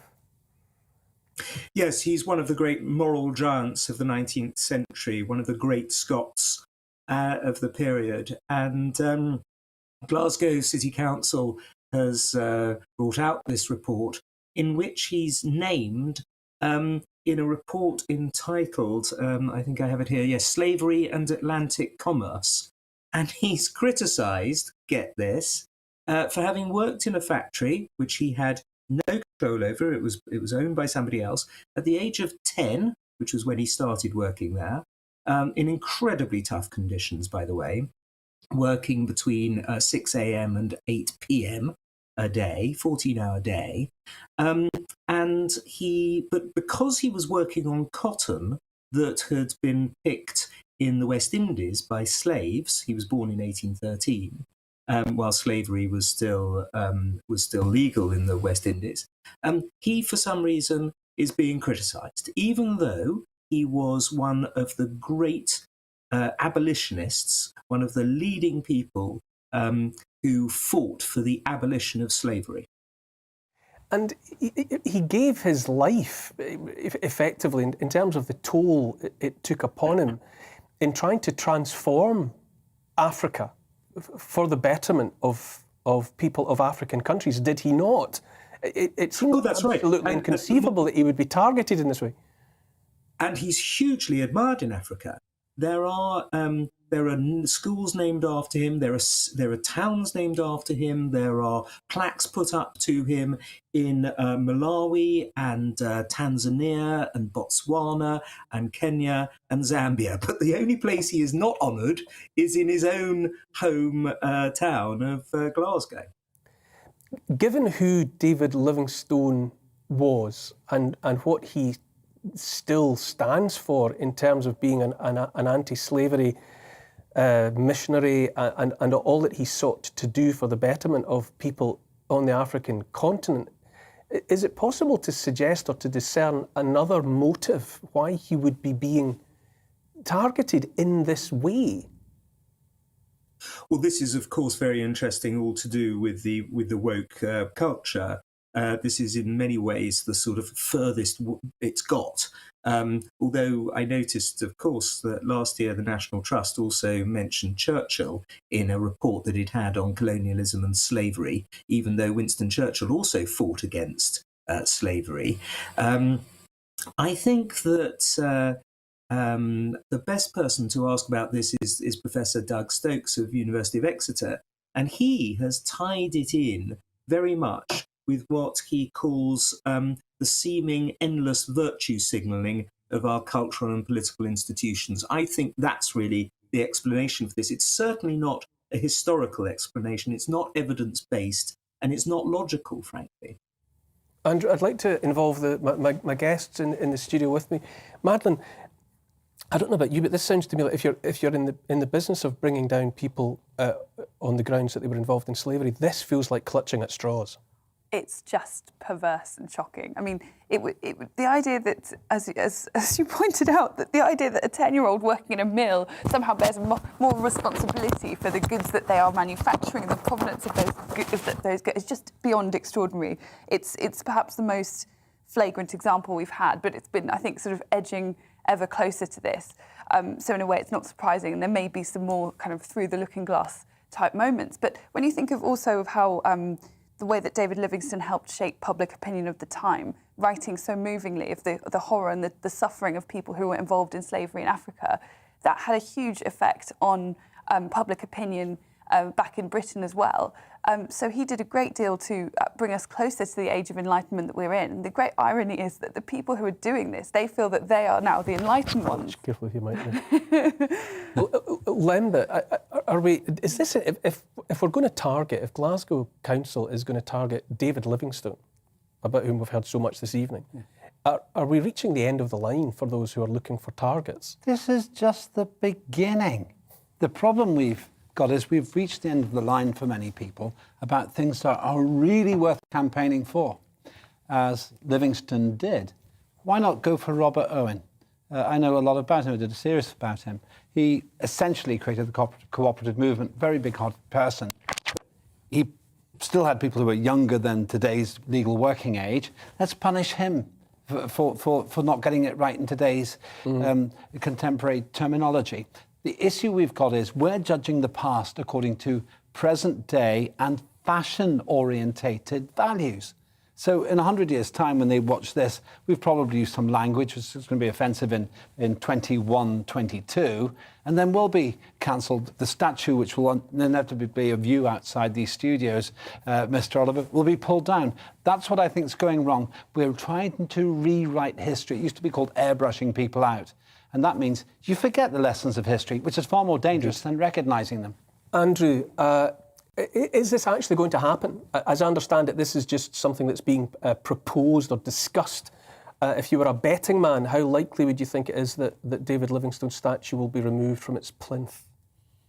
If the locals are asked, then it's not going to happen. The great thing about all this workery is that whenever it's actually put to the people, whenever these imperialists or explorers, or in this case abolitionists, are actually they're pulling down of their statues, the people are asked. It happened recently in Watford with lots of name changes of streets and so on. People who've grown up with these statues and appreciate just what Madeline and Lembit so rightly said just then, always vote against it. The problem, of course, is if it's just kept within a small group of officials at City Hall, and they are led by their woke beliefs rather than what the people genuinely want.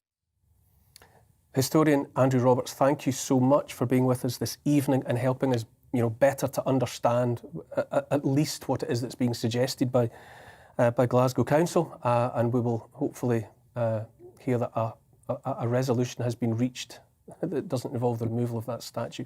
I looked up some quotes from Livingstone himself. He called slavery the greatest meanness ever perpetrated. But that's not good enough. That's not enough to insulate him from being scourged. He should have known that when he was choosing exactly where he wanted to work when he was 10 years old. Yes, child labourers of 10 obviously have, the working his fingers to the bone in front of a cotton machine.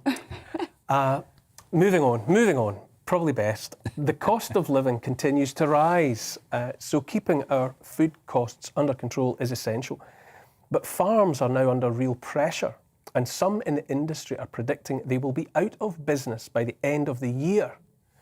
On top of that, the details of the New Zealand trade deal have surfaced, and there appears to be no good news for food production.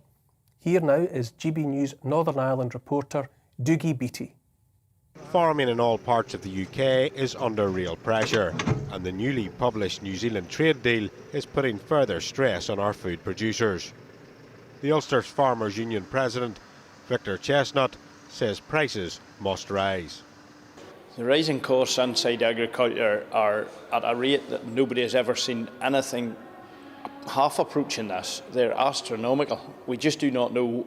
1 year we will be out of business unless we get more for our foodstuff. We just can't handle these costs even for 1 year. It's not 20 or 30% of a rise, it's 200 and sometimes 300% of a rise. Michelle Sherlow of Food NI is worried about lower costs and food quality. Well, this will just mean more pressure from cheaper imports from regions where there is lower standards of animal husbandry, and it seems to be quite a blow at a time when we are asking our farmers to look at the environment, to consider issues around sustainability. The deal will primarily hit dairy and lamb, and with farms mostly operating on lines of credit that is secured on equity, tenant farms will take the largest hit. Add the protocol to the mix and Northern Ireland has some real problems. The protocol is a game of two halves. Part of it's working for us and part of it's a complete disaster. Traditionally, a lot of the potato growers brought their seed potatoes from Scotland. In fact, the south of Ireland would have wanted seed potatoes from Scotland, as do France, as do the Netherlands. And yet we all EU saying, no, we can't do it. Well, we're not doing it because we're not all signed up to the same veterinary agreements, and seed potatoes aren't moving out of Scotland. Farming is not controlled by legislation, but by the climate and the calendar. So when doing trade deals abroad, although Britain may be as one, regional differences have to be taken into consideration. Rachel Sweeney has been out and about and caught up with Bruce Jobson.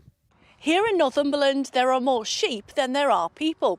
And the quotas around these trade deals last 5, 10, 15 years, then it becomes an open market. So it's crucial that businesses plan ahead. Well, what we're seeing is another kick in the teeth for British farming, British food production. Once again, the first casualty of any trade deal is British farming and food production. And this has happened all the time. We've seen this with the New Zealand deal. We've just saw it 6 months ago with the Australian deal. Sadly, There's nothing for Aberdeen Angus breeders in Scotland, there's nothing for sheep breeders in the UK or beef breeders, and same for Welsh farmers. There's nothing for any benefit to anything. If that's a trade deal, we no longer have trade negotiators. What we have is trade appeasers, and they're surrendering everything about food provenance and food supply. The most important thing that we need in this country at the moment is food security. With single farm payments now gone, worries of a 5 to 25% cut are rumoured. George Eustace says payment will no longer be on land mass and will be used to encourage better practice. So we're going to phase out the area-based subsidy and replace it with a different type of payment, a payment to support farmers to farm sustainably, to look after their soils, the subject we've been discussing today, to try and improve water quality and to make space for nature on parts of their farm.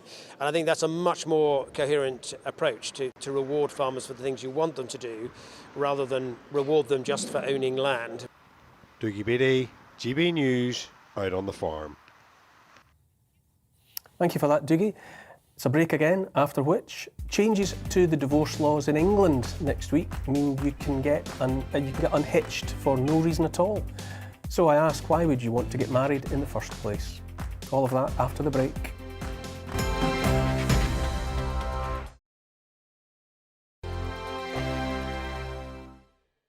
Europe is in the grip of the most devastating humanitarian crisis since World War II. The people of Ukraine are facing unimaginable suffering as their homes are destroyed and their loved ones are killed. Millions of people are being forced to flee for their lives, carrying only their children, their pets, and the clothes on their back. The pain, loss, and destruction grows by the day. The people of Ukraine urgently need our help. Already a vast humanitarian operation is underway. Britain's Disasters Emergency Committee, or DEC, brings together 15 leading aid charities to respond to overseas disasters quickly and efficiently. These charities include the British Red Cross, CARE, Oxfam, Save the Children, and World Vision. Their teams are working on the ground in Ukraine and neighbouring countries to bring vital aid to those who need it most. If you can spare it, your gift to the DEC's humanitarian appeal will go a really long way. £10 provides essential hygiene supplies for a person for a month. £50 provides blankets for 4 families. £100 provides emergency food for 2 families per month. It's easy to give. You can donate online at dec.org.uk or call the 24-hour donation line on 0370 60 60 900. If you prefer to send a cheque, please post it to the Ukraine Humanitarian Appeal, PO Box 999, London, EC 3A 3AA. To give £10 on your mobile, simply text the word crisis to 70150. Standard network charges apply for calls and you must be 16 or over. Texts are charged at the standard network rate and your £10 donation will be added to your bill. 100% of your donation goes directly to the DEC to save lives and deliver critical support where it's needed.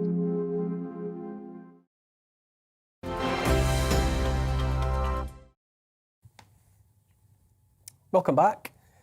Couples will no longer have to blame each other in order to get a divorce as of next week. In the biggest update to England's, I stress it's in England's, divorce laws in nearly 50 years, no-fault divorces will mean that couples no longer have to provide reasons for wanting to permanently separate from each other. So, what does this say about the institution of marriage itself? Joining me now are Phoebe Turner, who's the managing partner at Stowe Family Law, and Liz Grimshaw, who's a financial advisor. I think it's the same person twice on my screen. I don't know what's happening to everyone else. Very interesting. Okay, let's get started. I think we're reloading those screens. There we go. Finally, we've got you both. If we can go straight in. Now, I will confess right off the top. Hands up, Liz Grimshaw. There we go, Liz. Hello, Liz. Thank you so much for joining me. Financial advisor.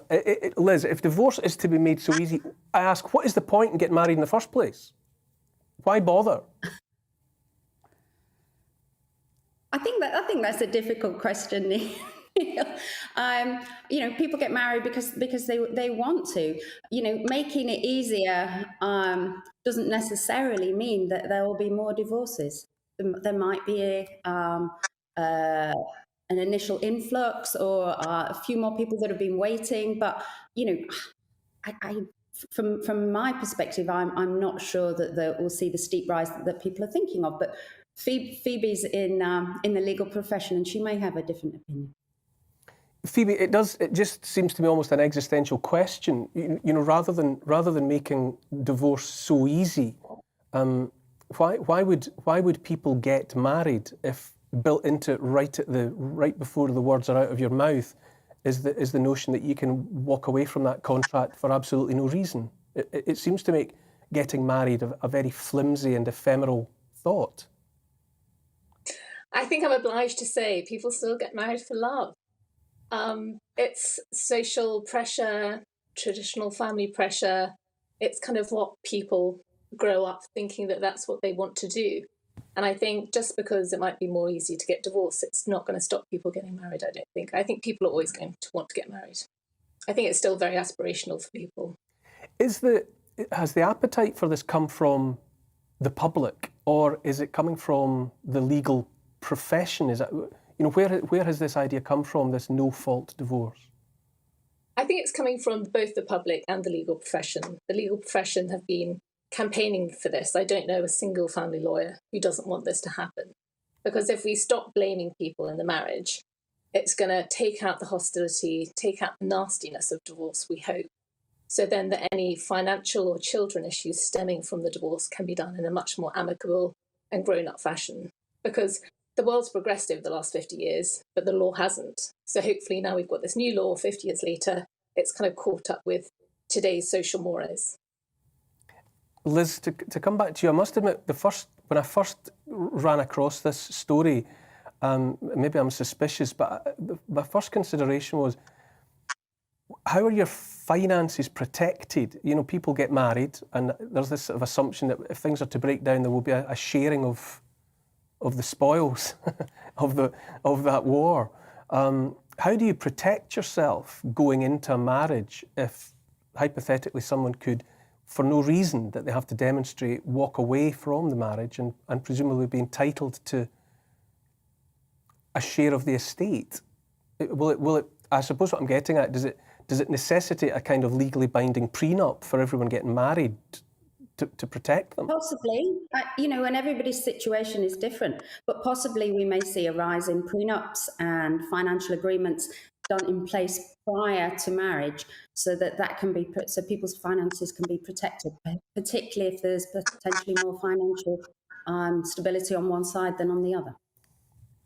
Phoebe, I think you have covered this to some extent, but I think it is another fundamental question to address.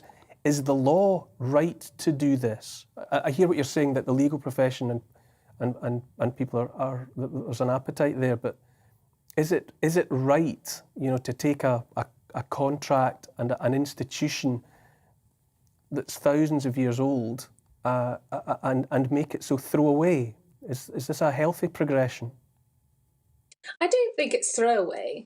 Just because it's going to be hopefully easier, I don't think the rates of divorce are going to go up. I think they'll spike a little, because a few of my clients have been saying they want to wait for the no-fault divorce. But I don't think it's going to encourage people to do it. I don't think it's a socially bad thing to happen because, everyone's going to go off and get divorced because no one cares about their spouse anymore. I think it's just going to empower people who want to leave an unhappy marriage to do that. And surely that's right, rather than people being stuck in these unhealthy relationships, which is bad for the people in the relationship, bad for children, bad for everyone, really.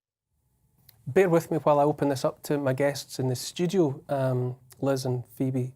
Madeleine, what do you think? Is this a modern and humane development?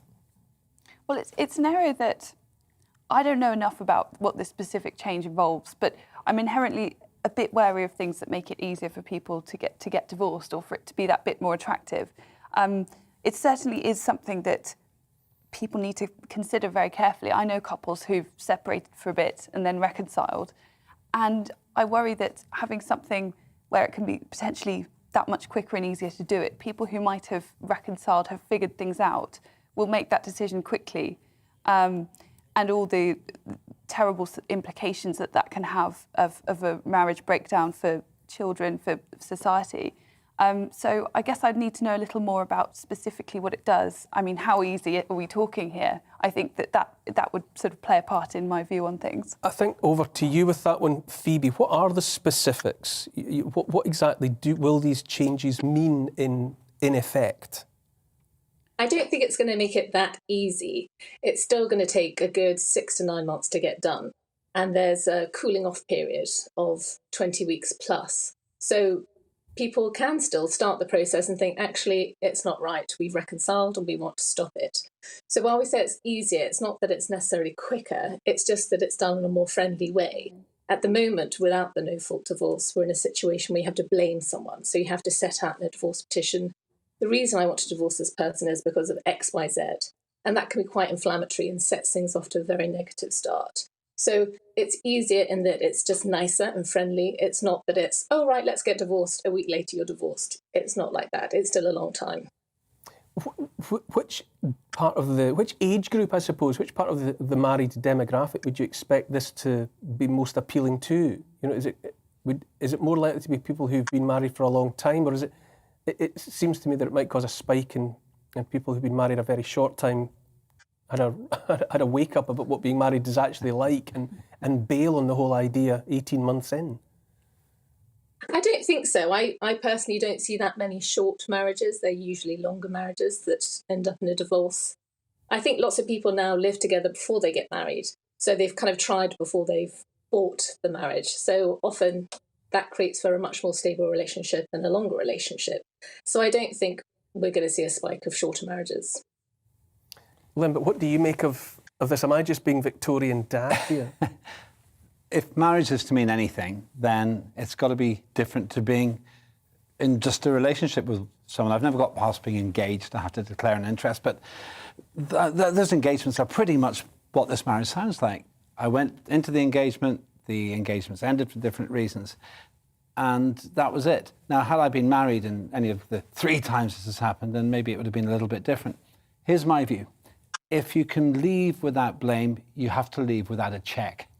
Because I don't want this to turn into a situation where you get married and think you're going to make a profit out of it. I'm actually missing a wedding today, Adam Dowling, who's marrying his partner. It's definitely for love. He doesn't have to get married. Pleased to hear it. But if it wasn't for love, one of them could say, let's start the 20-week proceedings right away, and then we keep our options open. And that's my worry. You can calculate your way out of this one. Liz, that's money. Is so many things that you have to consider the money. What ought people sensibly be doing to protect their finances now? Well, you know, when you go into a marriage, you're joining everything, including your finances. So if you don't want that to happen, like we said earlier, then perhaps a prenup is what you should be entering into prior to getting married. But when you enter into a marriage with someone, everything's shared, from your home to your finances to your children. So yeah, unless you want to have that legal agreement up front, there isn't really any way to protect them, because if you're going to then come out of the marriage, you need to be aware that you're going to have to share. And I think perhaps the no-fault divorce and the lack of animosity will perhaps make things a little bit more amicable, and hopefully there'll be less fighting and a bit more sharing, particularly on the finances, hopefully. Phoebe, prenuptial arrangements, are they legally binding in this country as things stand? Do courts recognise the validity? They're not legally binding, but they can be enforced. So if it's fair, how does that work? If you've got to have kind of ticked a few boxes, like you've each have got to have disclosed all of your assets, you've got to have had legal advice, you've got to have done it hopefully at least 28 days before the marriage, to try and make sure people understand what they're getting into. When I see a client and they're talking about a prenup and they say, how can I protect my wealth? My first thing is I say, don't get married. It's the best way to protect the money. You don't need to share it if you're not married. But they usually say, yes, I want the prenup. And then you go ahead and do the prenup. But the best way to protect the money, if you don't want to share it, don't get married. But if you do have a prenup, they're not enforceable just because you've got a prenup. But if they've been done properly and they're fair and they meet everyone's needs, then they usually will be upheld. I'm sensitive to. I probably started a bit of cynicism in this conversation, and I'll take full responsibility for that. In the 21st century, is the institution of marriage still strong? Phoebe, are you married? Do you believe in marriage? I do. I'm happily married. Liz, are you? Yeah, I'm married, 3 children. Yeah. So we're not we're not progressing down a path to where marriage is simply something that we've evolved beyond. Is that not what we're saying here? No. I don't think so. I think before I started being a family lawyer, before I got married, people used to say, "Does it not put you off marriage, seeing how it can end?" And I said, "No, it doesn't put me off. It just makes me go into it with my eyes wide open." Very interesting. Madeline, does this talk does it dampen any interest you would have in the notion? Is it something that, are we beyond marriage? No, I don't think we're beyond marriage. I think that perhaps the fact that this is necessary suggests that a lot of people who perhaps shouldn't have got married, or who've got married with the wrong attitude, they've gone into it with the wrong mindset, perhaps should have waited longer or been more pragmatic about what marriage involves. I think it's more about, as we heard just now, going into it with your eyes open and being fully aware of what's up ahead, and not having a kind of rose-tinted spectacles view of things. We talk a lot about the rise of the wedding industry, these absolutely massive weddings. I think the bit of the sort of fairy tale element around that has slightly disguised people to the day in, day out, the commitment and the responsibility that is involved in making marriage work. Lemma, do you think there's still the same societal pressure to get married at all? In some parts of our society, yes. But I think in thoroughly modern London, we have moved away from it. And I think in cosmopolitan areas, it's less traditional than, for example, my old constituency in Wales, where I think there's more pressure. What I would say from what we've heard from Phoebe and Liz is this.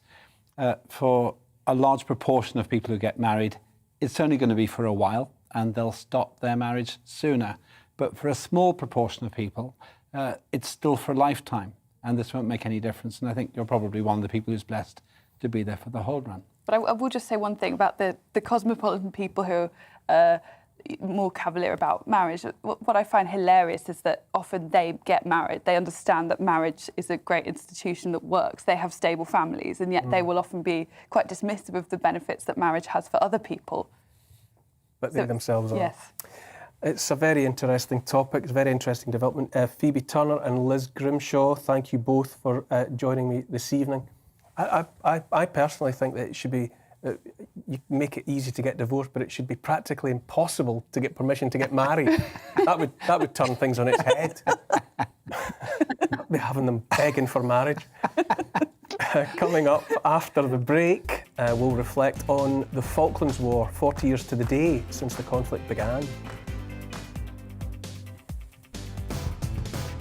On Mark Dolan tonight, my Mark Meets guest is football legend and king of the jungle, Harry Redknapp. We'll be talking to Harry about his life both on and off the pitch. In The Big Question, after a disastrous Oscars ceremony, is Hollywood over, handing out awards for boring movies that no one watches? And in my big opinion, Prince Andrew is an embarrassment to the Queen and the country, and his public role should end now. I'll see you at 9.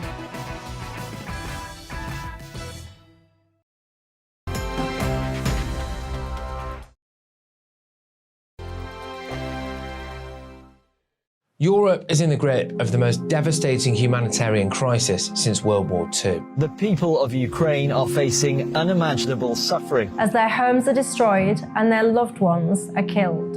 Millions of people are being forced to flee for their lives, carrying only their children, their pets, and the clothes on their back.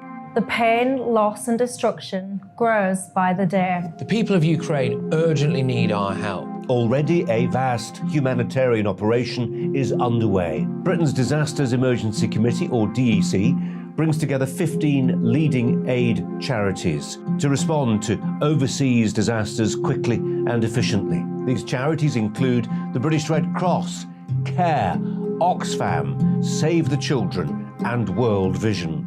Their teams are working on the ground in Ukraine and neighbouring countries to bring vital aid to those who need it most. If you can spare it, your gift to the DEC's humanitarian appeal will go a really long way. £10 provides essential hygiene supplies for a person for a month. £50 provides blankets for 4 families. £100 provides emergency food for 2 families per month. It's easy to give. You can donate online at dec.org.uk or call the 24-hour donation line on 0370 60 60 900. If you prefer to send a cheque, please post it to the Ukraine Humanitarian Appeal, PO Box 999, London, EC 3A 3AA. To give £10 on your mobile, simply text the word crisis to 70150. Standard network charges apply for calls and you must be 16 or over. Texts are charged at the standard network rate and your £10 donation will be added to your bill. 100% of your donation goes directly to the DEC to save lives and deliver critical support where it's needed.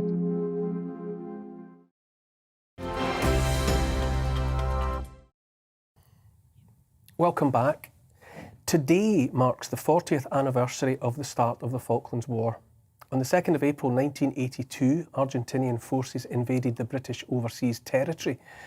It was a short, undeclared war between Argentina and Britain over the sovereignty of the Falkland Islands. But over the course of its 74 days' duration, it made many headlines and cost in the end over 900 lives. Our reporter Anna Riley spoke to a veteran who is promoting a charity single to raise money for the Falklands Veteran Association. It's 4 decades since the Falklands War began. The conflict raged on for 74 days and, after intense fighting, Argentine forces surrendered on June the 14th, 1982.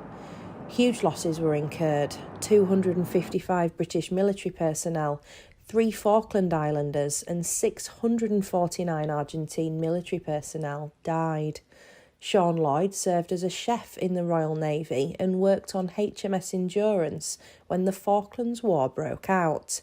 He survived, but the fighting left an emotional impact on him. When we had Margaret Thatcher, there didn't appear to be any doubt at all that the mission would be successful, and it was a relief to everybody that it was a success, because it was a close call. There was a number of ships sunk and a lot of damaged ships, and it's one of those things where it's surreal, because when you're on a ship and it's the sea, there's something very calming about the sea, but then at the same time there's a lot of activity going on. Now, when the task force came down, we'd done our little bit at the very beginning of it, but then obviously when the carriers come down and some of the other destroyers and stuff, we kind of like took a bit of a back step.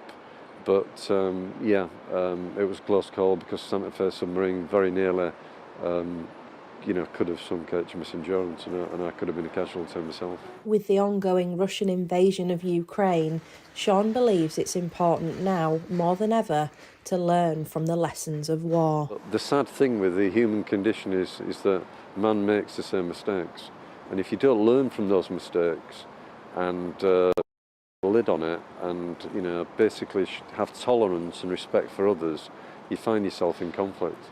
Sean's promoting a charity single to raise funds for the Falklands Veterans Association, who provide visits to Liberty Lodge, a place for veterans and families of those killed in action to stay at. 40 years on, and there's veterans still wishing to go to the Falkland Islands just to lay their own ghost to rest. There's many of the 30,000 task force members that actually still suffer with PTSD today. And if we can play just a small part in helping them come to peace with what they did 40 years ago, then I think we've achieved our aim. Memories of You by Carly Williams is now available to download on Spotify, and all proceeds will go to charity.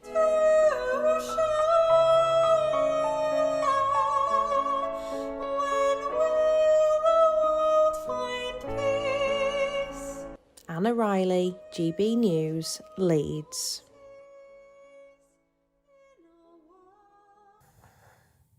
Such fascinating footage, that the archive there. I remember that so vividly from the time. Joining me now to talk about it all is Patrick Benham Crosswell, who's a former Army officer and military expert. Good evening, Patrick. Thank you for joining us. Good evening, Neil. Very kind of you to have me on.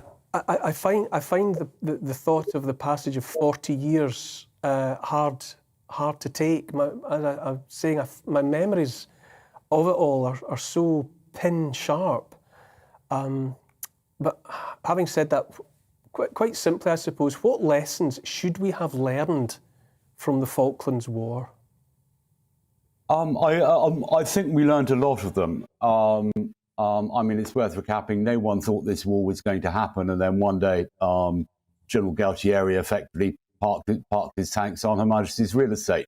And astonishingly, in 74 days, we assembled a force, sent it 9,000 miles, fought off the Argentine Navy, fought off the Argentine Air Force, landed the force and landed ground troops and recaptured the Falkland Islands in spite of some very big problems along the way.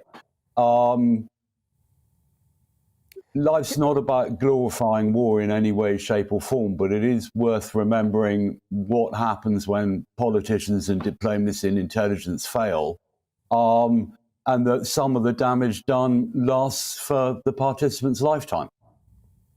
Yes, indeed. And given all the controversy now about British imperialism and colonialism, in your opinion, would a 21st century British government commit forces in the same way to reclaim a British overseas territory? I believe the status of the Falkland Islands has now changed. Forecasting what happens in Westminster is something that's, I'm afraid, way beyond me. As it happens at the moment, the Argentines' military capability is very much reduced from what it is, from what it was. Not necessarily specifically the Falkland Islands. It's the principle really. I wonder if Britain would have the mindset to seek to if an overseas territory were to be occupied by another force, would there be the political will to get it back in that same way that you described there in relation to the Falkland Islands? I don't know. I mean, since the Falklands, we had a little bit of peace until the end of the Cold War, and then our armed forces have been ridiculously busy, pretty much until a couple of years ago. Certainly at the time, and I just joined the army, then the effect of the astonishing military achievement, which it was, did an awful lot for the status of the armed forces of the United Kingdom, and indeed our place in the world. And I think that there was an element of perhaps having a soft stick Pax Britannica, because people simply couldn't believe what our armed forces were capable of doing when it all went wrong. It's a personal view. I'd like to be part of a country which had a military might that was respected and therefore was not confronted often. We're talking here specifically about attempts to remind people of the ongoing needs of veterans of that war, of that conflict. Do you think, is enough being done to support those men? At the time, no, there wasn't. Throughout my military career, I met people who have been affected, and a lot of people are still paying the price. Since then, and really since the Second Gulf War, largely thanks to Help for Heroes and the activities of the Royal British Legion, I think the modern veteran has got much more organisations in place to help him. But of course, you've still got to get someone who's fundamentally proud, determined, self-reliant to admit that they've got a problem. And again, I think social media probably helps in that an awful way, because it's, you can look at it and think, well, who haven't I heard from a bit? I'm going to go and get hold of them. I think perhaps this came too late for too many people who were in the Falklands, and the sort of reaching back to find veterans who might be suffering but haven't said anything about it for 20, 30 years because 40 years even, because they've got the great self-determination and stiff upper lip, is difficult. I mean, the other thing is, of course, that stress-related problems can lie buried until another stress turns up. Back to your last piece, a divorce or this or that, can then trigger memories that people didn't want. I think the general public now are much more aware of what happens to combatants and how vulnerable they are, and indeed, emergency responders and other people who've been in crises. So the system is probably much better able to keep an eye open to help than it then was. Patrick, bear with me while I open this up to my guests in the studio. Lemba, it was a revelation to me. I didn't appreciate until relatively recently that your post-traumatic stress can manifest itself, as Patrick said, 15 and 20 years and longer after the events. Do you feel that we're cognizant sufficiently of that fact when it comes to the people out there in our society who have been through one conflict or another and are still with us but overlooked, and who may be going through something hellish decades after the event? But we're further ahead than we were after, say, World War II, and practically the Korean War and other wars, Vietnam for America. But it's, as you've just heard very eruditely there, it's really hard to get self-reliant people who have been trained to kill to admit that they're dying inside. It's just such a difficult thing. It's almost like a sign of failure. I've not been in the army. I made it for 2 weeks in the combined cadet force till I eventually deserted in my school. So I'm not a qualified soldier, but I've met a lot of people. And the soldiers would come into my surgery when I was an MP, and I knew that they wanted to tell me something, but they couldn't do it. Now, I don't think this is about making it soft and trying to encourage soldiers to all admit they've got a problem. Sometimes there's a hint that it's a bit namby-pamby to admit you've got a problem. We've sent people into an environment where they either get killed or they kill. And I think there are bound to be results from that. Not good ones. One last thing I remember now that I've been told recently is a lot of homelessness is associated with those. They get under pressure. Maybe it's a mortgage failure, maybe it's a lost job, and it all comes back. Now, I'm not a professional on that, but that's what I saw when I was an MP. Madeline, do you think it's a very different Britain now than the one that we're looking at there, Margaret Thatcher leading, and that commitment to send tens of thousands of men and ordnance 8,000 miles to reclaim tiny scraps of territory? I think in many ways it is. Certainly that sense of great conviction that drove Margaret Thatcher to push ahead. I mean, at the time, many of her advisors, many of the sort of wets in her cabinet were saying, we can't do this, it's better to go with this plan. And she was very adamant, and Admiral Leach of the Royal Navy basically turned up at one of her meetings in his full Sea Lord regalia with details and sort of blueprints of here's how we can win this war. And it dramatically changed the tone of the meeting, and she had absolute confidence in him and absolute confidence in the armed forces, and I suppose in herself also, to keep persisting with the decision.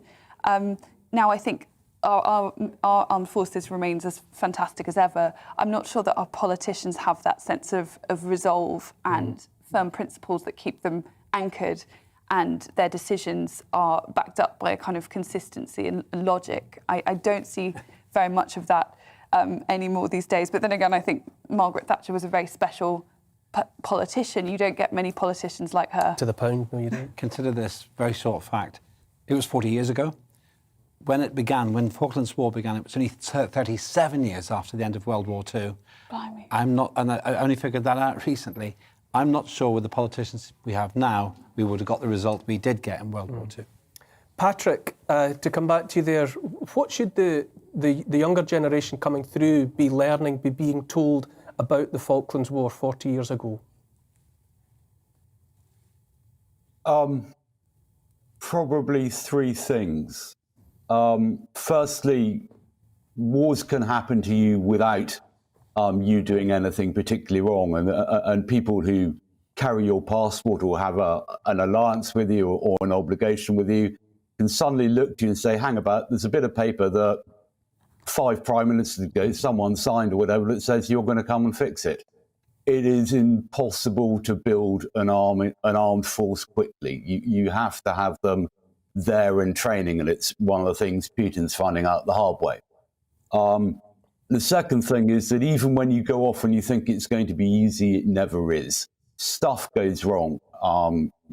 The sinking of the Atlantic conveyor would completely change the plans, and it was astonishing that tough old British infantry just got on, picked up their Bergens and hiked across pretty much Arctic terrain.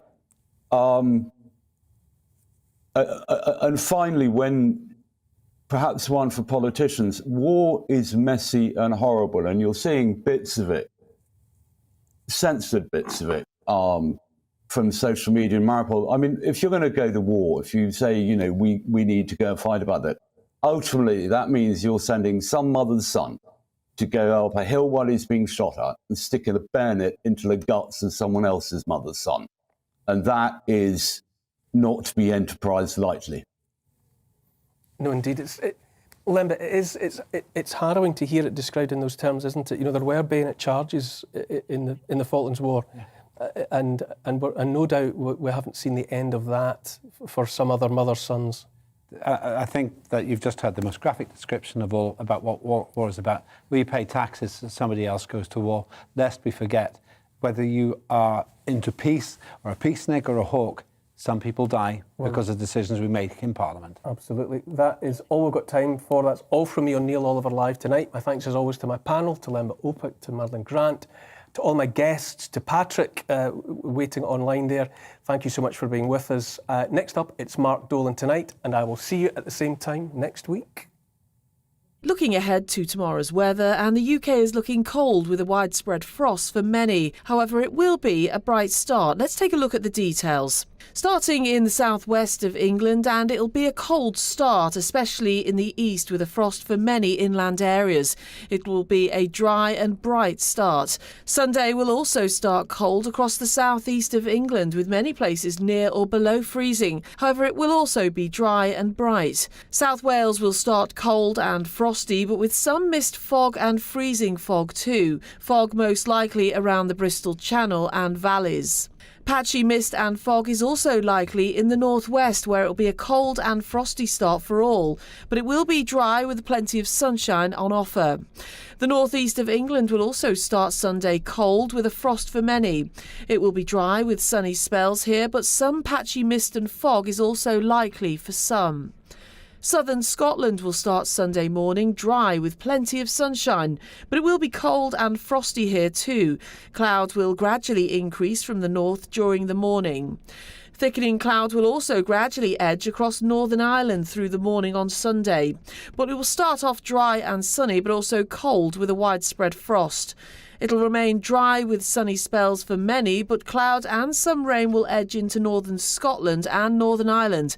And that is how the weather is shaping up during tomorrow morning. On Mark Dolan tonight, my Mark Meets guest is football legend and king of the jungle, Harry Redknapp. We'll be talking to Harry about his life both on and off the pitch. In the big question, after a disastrous Oscars ceremony, is Hollywood over? Handing out awards for boring movies that no one watches. And in my big opinion, Prince Andrew is an embarrassment to the Queen and the country, and his public role should end now. I'll see you at 9.